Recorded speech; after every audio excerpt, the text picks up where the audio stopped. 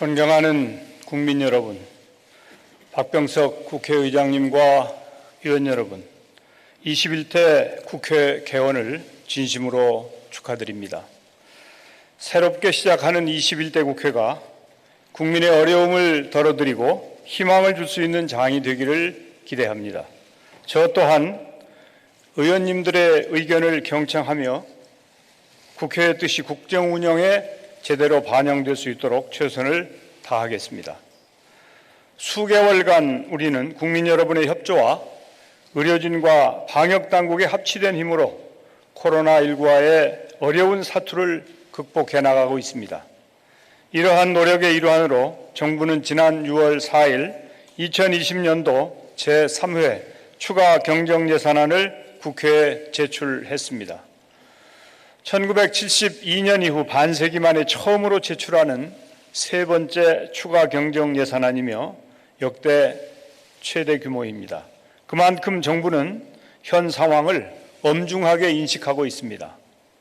이번 추가 경정예산안은 당장의 위기를 극복하고 포스트 코로나 시대를 선도하기 위한 첫 발판으로서의 의미가 있습니다. 오늘은 국민과 국회의원 여러분께 추가 경정 예산안을 편성한 이유와 주요 내용을 말씀드리고 이해와 협조를 구하고자 합니다. 지난 두 차례의 추경을 통해 방역 체계를 강화하고 민생 안정을 지원하여 급박한 코로나19 상황에 효과적으로 대응한 바 있습니다. 특히 긴급 재난지원금 지급으로 중소형 마트와 전통시장 등에서 모처럼 소비 심리가 살아나는 효과도 나타났습니다. 정부가 재정을 적기에 투입할 수 있도록 두 차례 추경안을 신속히 통과시켜 주신 국회에 다시 한번 감사드립니다. 최근 코로나19는 수도권에서 소규모 집단 감염이 지속되고 충청권 등 다른 지역에서도 감염 사례가 발생하고 있어 안심할 수 없는 상황입니다. 그동안 성공적인 K-방역 덕분에 완전 봉쇄 없이도 어려움을 버텨내고 있습니다만 방역 대책만으로는 국민들의 무너진 일상을 회복할 수 없습니다. 특히 서비스업이 위축되고 소비가 감소하면서 소상공인의 어려움이 커지고 있으며 그 위기가 제조업으로까지 확산되고 있습니다. 세계 경제에 미치는 충격 또한 점차 본격화되고 있습니다. 세계 경제는 100년 전 대공황과 비견되는 위기에 직면하고 있으며 그 위기의 끝과 깊이를 알지 못해 경제의 불확실성이 지속되고 있습니다. 모범적인 방역 정책을 펼쳐온 우리 경제에 대해 IMF 등 다수의 기관들이 상대적으로 긍정적 평가를 하고 있지만 외환위기 이후 처음으로 역성장도 전망하고 있습니다. 글로벌 경기 침체로 인해 4월, 5월 수출이 두 달간 연속해서 20% 이상 감소하면서 수출 기업들의 실적이 악화되고 있습니다.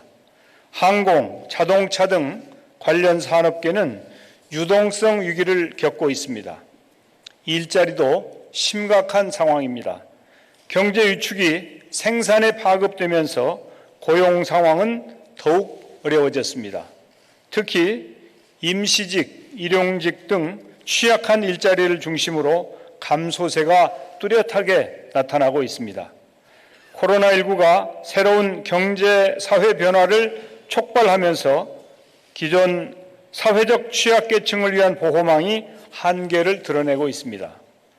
정부는 그간 피해 극복과 민생 경제 안정을 위해 단계별로 신속하게 대응하여 총 277조 원 규모의 대책을 마련하는 등 총력 지원하고 있습니다. 이러한 대책들이 실효성을 발휘하기 위해서는 재정이 적기에 뒷받침되어야 합니다. 이에 더해서 코로나19 이후의 경제, 사회 구조 변화에 대한 미래 준비도 지금부터 당장 해나가야 합니다. 우리 사회는 비대면 사회를 넘어 온라인 연결을 의미하는 온택트 사회로 재편되고 있습니다. 사회 전 분야에서 예상되는 중심 이동에 비상한 각오로 대비해야 합니다. 디지털 경제로의 선제적 전환을 시도하는 것은 중요한 시대적 과제입니다. 또한 국제사회가 직면하고 있는 기후변화 문제에 적극 대응하고 새로운 시장과 산업, 일자리를 창출하여 지속가능한 성장의 길을 모색하여야 합니다. 피해 극복 과정에서 취약계층의 고용 충격이 집중되어 불평등이 심화되지 않도록 고용 안전망을 더욱 튼튼히 하여야 합니다. 정부는 우리 경제를 추격형 경제에서 선도형 경제로 전환하기 위해 고용 안전망 강화의 토대 위에서 디지털 뉴딜과 그린 뉴딜을 두 개의 축으로 하는 한국판 뉴딜을 미래 국가 발전 전략으로 추진하겠습니다. 이를 통해 전례 없는 위기를 극복함과 동시에 코로나19로 인한 경제 사회 구조 변화를 글로벌 선도 국가로 도약하기 위한 기회의 장으로 살리겠습니다. 존경하는 국민 여러분, 국회의원 여러분, 이제 추가 경정 예산안의 주요 내용을 말씀드리겠습니다. 정부는 조속한 경제 회복을 지원하고 한국판 뉴딜 등 포스트 코로나 대책을 적극 뒷받침하기 위해 총 35조 3천억 원 규모의 추가 경정 예산안을 마련했습니다. 정부 지출 23조 9천억 원과 세입 부족 예상분에 대한 보전 11조 4천억 원으로 구성되었습니다. 주요 세출 항목은 다음과 같습니다. 첫째, 위기 기업과 일자리를 지키기 위한 금융 지원에 5조 원을 편성하였습니다. 소상공인과 중소 중견기업의 긴급자금 40조 원을 공급하기 위한 출연자금 1조 9천억 원을, 그리고 주력산업 및 기업에 대한 긴급 유동성 42조 원을 공급하기 위한 출연자금 3조 1천억 원을 계상하였습니다. 둘째, 고용과 사회 안전망을 확충하는 데 9조 4천억 원을 편성하였습니다. 재직자들이 일자리를 유지할 수 있도록 고용유지 지원금을 확대하고 긴급 고용안정 지원금을 통해 특수고용자, 자영업자 등을 지원하겠습니다. 비대면 디지털 일자리를 중심으로 55만여 개의 일자리를 창출하고 실업자에 대한 고용보험의 구직급여를 확대하겠습니다. 셋째, 경기보강 3대 패키지 추진에 11조 3천억 원을 편성하였습니다. 내수와 수출, 지역경제 활성화에 3조 7천억 원을 지원하겠습니다. 농수산물, 숙박, 관광, 문화 등 8대 소비 쿠폰을 제공하여 소비를 촉진하고 유턴기업 전용 보조금을 신설하겠습니다. 침체된 지역경제를 살리기 위해 노후화된 사회 간접자본의 안전을 보강하겠습니다. K방역과 재난 대응 시스템을 보강하는 데 2조 5천억 원을 지원하겠습니다. 음압병상 확대, 치료제 및 백신 개발 지원, 국제표준 방역 모델 개발 등을 통해 K방역을 고도화, 산업화, 세계화하겠습니다. 또한 사업장 안전보건 빅데이터 구축 등 재난 대응 시스템을 더욱 보강하겠습니다. 국가 프로젝트인 한국판 뉴딜 추진에 5조 1천억 원을 투입하겠습니다.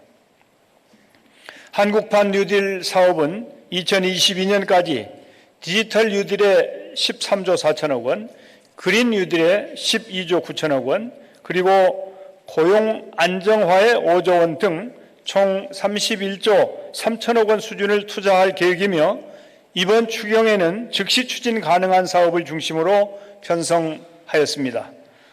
우선 미래형 혁신 경제를 선도하기 위한 디지털 뉴딜에 2조 1천억 원을 반영하였습니다.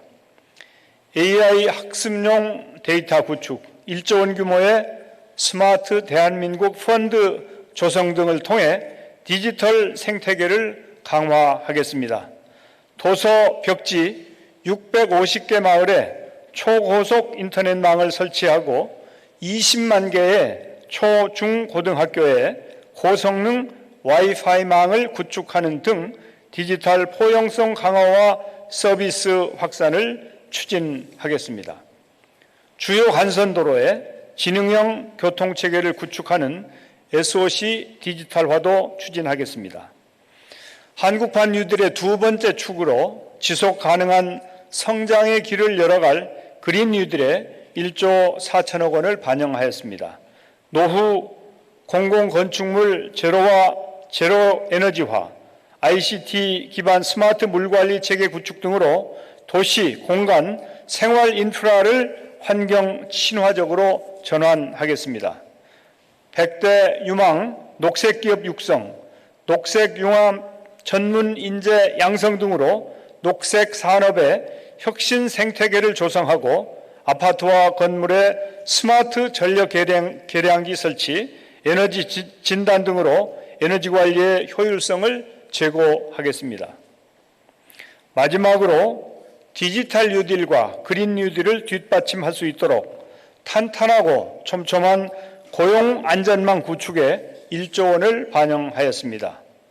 미래의 경제, 사회 구조 변화에 가장 큰 타격을 받는 취약계층에 대한 고용안전망 사각지대를 없애기 위해 고용보험을 단계적으로 확대하고 미래 적응형 직업훈련체계 개편, 재택근무 등 근무환경 혁신도 추진하겠습니다.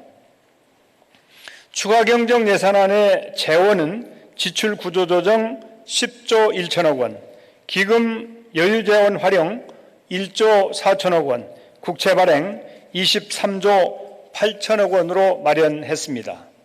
정부는 국민 부담을 최소화하기 위해 뼈를 깎는 각오로 강도 높은 지출 구조조정을 추진하여 정부의 재정 여력을 최대한 발굴했습니다. 전 부처 사업을 면밀히 검토하여 코로나19로 인해 집행이 어려워진 사업을 발굴하고 사업별 우선순위를 재조정하였습니다. 올해 총 3회에 걸친 추경안 편성을 두고 재정 건전성을 우려하는 목소리가 있다는 것을 잘 알고 있습니다. 그러나 지금과 같은 비상경제 시국에서는 재정의 적극적인 역할을 결코 소홀히 할 수 없습니다. 코로나19로 인한 경제 위기에 맞서 미국, 일본, 독일 등 주요 국가들은 우리나라보다 국가 채무 비율이 높음에도 불구하고 적극적으로 재정을 투입하고 있습니다. 우리 또한 충분한 재정을 적기에 투입하여 재정이 마중물 역할을 해야 위기 극복, 성장 견인, 재정 회복의 선순환을 구축할 수 있습니다. 이를 통해 현재 위기에 처해 있는 대한민국 경제가 V자 반등을 이루어내도록 해야 합니다.